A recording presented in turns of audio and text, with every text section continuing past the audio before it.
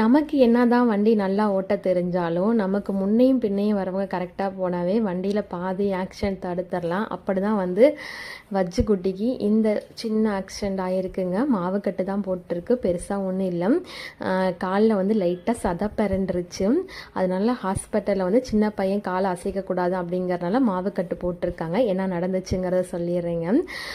ரோட்டை கிராஸ் பண்ண ஒரு 5 வயசு பையன் குறுக்க போயிருக்கான். அந்த பையன் மேலே ஏற்றிடக்கூடாதுன்னு ஆட்டோக்கார் சடன் பிரேக் போட்டிருக்காரு.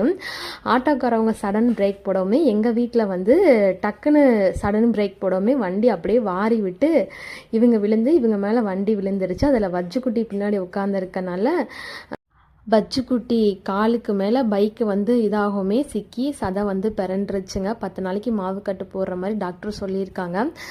பெருசாக பயப்படுற மாதிரி ஒன்றும் இல்லை, ஏதோ தலைக்கு தலைப்பாகையோட போச்சுங்கிற மாதிரி ஏதோ இந்த சின்ன காயம் நினச்சிக்க வேண்டியதான். ஏதோ பெருசாக ஒன்று ஆச்சுன்னா ஒன்றும் பண்ண முடியாது. இதுவே எல்லாம் நன்மைக்கே. வாழ்க்கையில் வாழணும்னா வாழ்க்கையில் போராடி தான் ஆகணுங்கிற மாதிரிங்க. கையோட எக்ஸ்ரேயும் எடுத்து பார்த்தாச்சு.